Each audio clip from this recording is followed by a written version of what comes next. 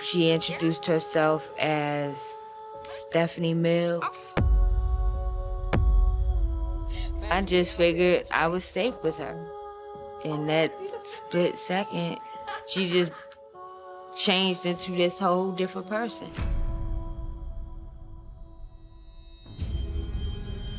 Day 4 of an unimaginable nightmare.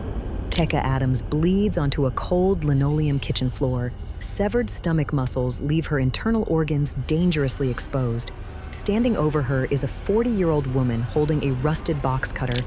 For 96 hours, this apartment served as a makeshift surgical theater. There was no anesthesia or sterilization, only raw, agonizing incisions. 29 years old and 9 months pregnant, Teka is slowly bleeding to death. Yet pure adrenaline floods her system. Clamping blood vessels force every last drop of circulation to her brain and baby. This biological override keeps the young mother completely conscious.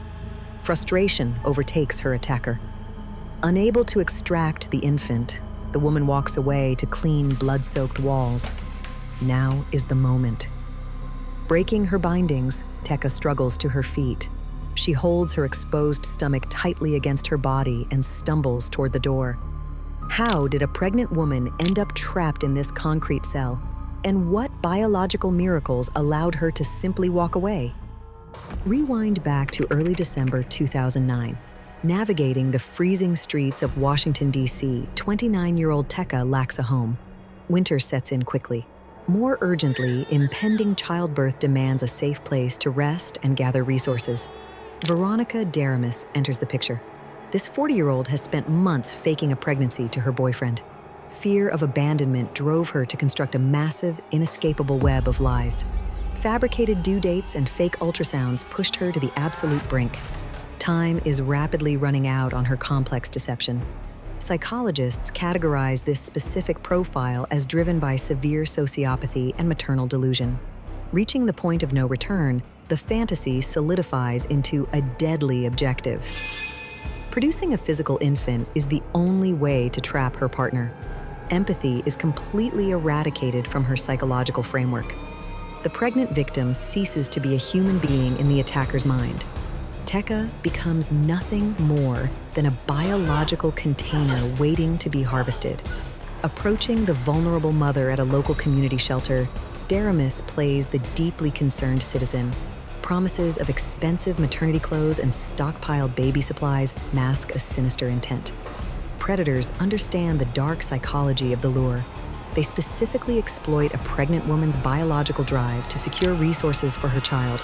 Extreme poverty effectively blocks access to those basic survival necessities.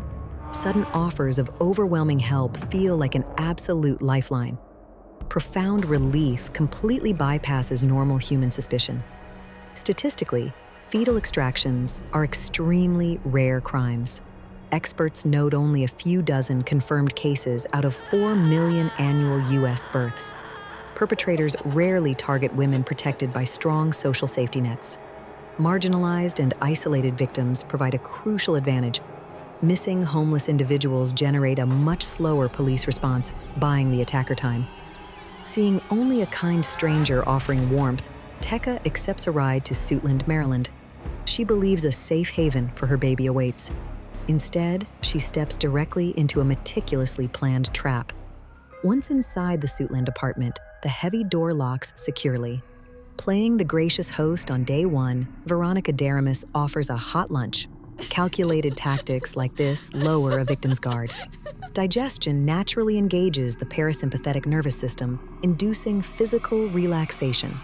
Sitting down to eat, Teka expects kindness. Without warning, that illusion violently shatters.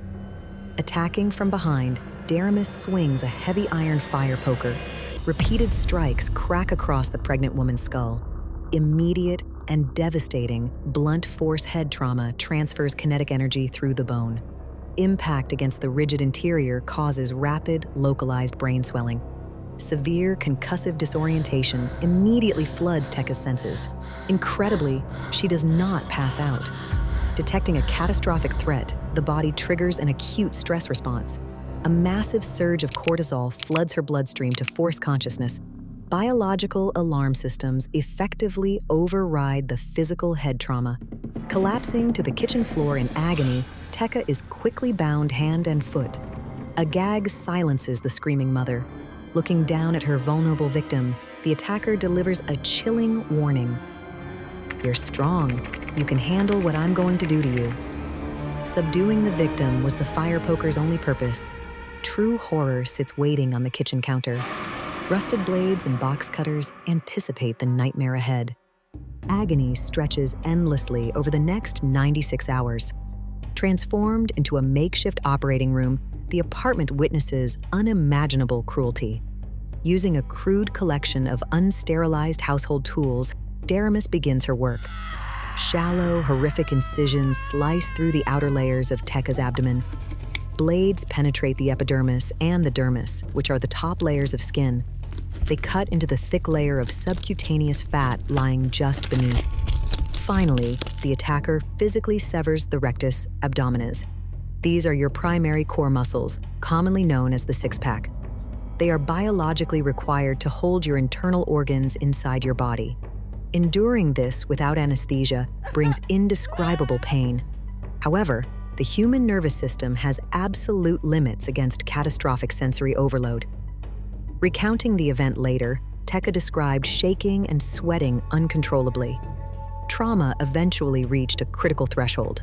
Localized agony simply stopped registering in her brain. A biological override saved her mind from the excruciating reality. Meanwhile, sheer surgical incompetence frustrates the attacker. Her absolute failure to find the womb becomes Teka's greatest survival advantage. Hesitating repeatedly, Daramis leaves the bleeding woman on the floor. Most fetal abductors slash indiscriminately to free the child. This typically causes massive maternal hemorrhage, bleeding the mother out in seconds. Lack of anatomical knowledge proves to be a bizarre advantage here. At 9 months, the gravid uterus, or pregnant womb, forms a thick muscular organ. Natural Kevlar, clinically known as the myometrium, makes up this dense uterine wall.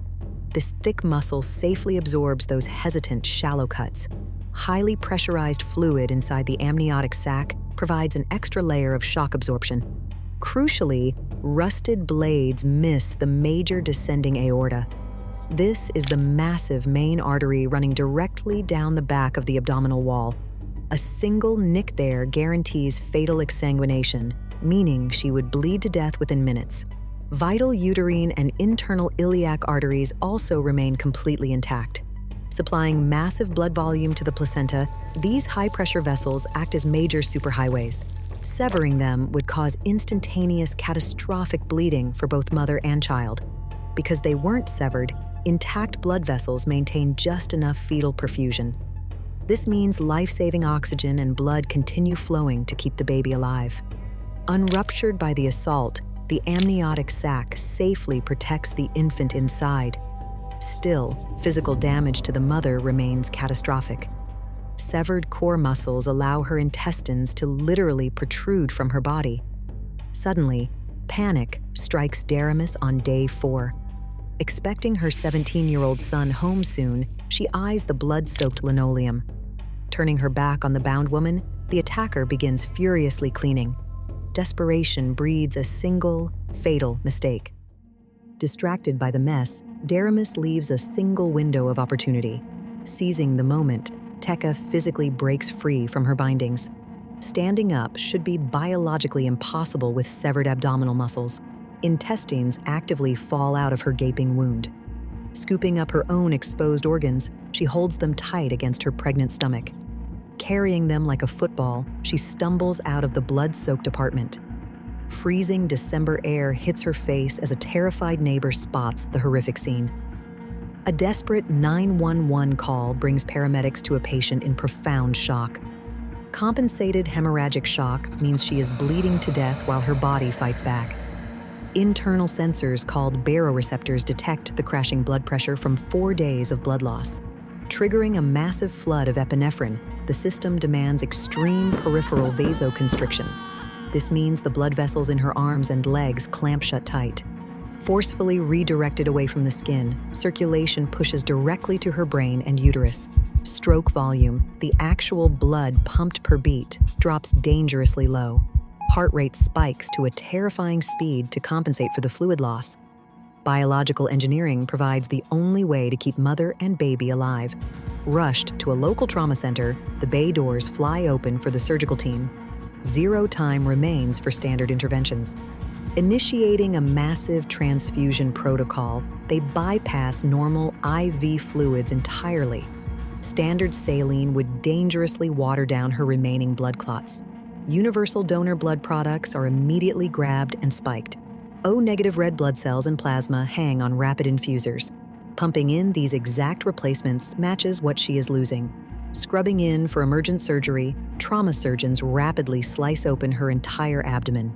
Lacerated bladder tissue requires immediate repair to stop massive internal bleeding. Washing out the cavity is necessary to prevent a deadly infection. Hanging over the operating table is one devastating question. Did the baby actually survive this 96-hour nightmare? Frantic work continues under the bright surgical lights. Performing an emergency cesarean section yields an outcome defying all medical and statistical odds. Pulled from the womb, a healthy baby girl is completely unharmed by the rusted blades.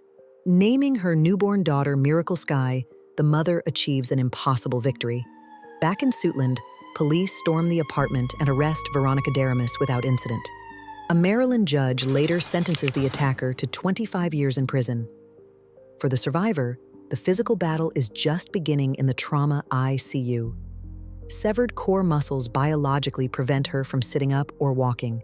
Completely bedridden, she must undergo intense, agonizing physical therapy. Rebuilding her abdominal wall from scratch is the only way she can hold her daughter. The biological drive to protect her child did not end in that concrete trap. Fierce maternal will fuels every painful step in rehab. Enduring the physical agony is worth the chance to embrace her newborn. Almost all fetal abductions result in fatality. Refusing to be a mere statistic, Teka executed a flawless biological override. Surviving 96 hours of unspeakable trauma redefined the absolute limits of maternal survival.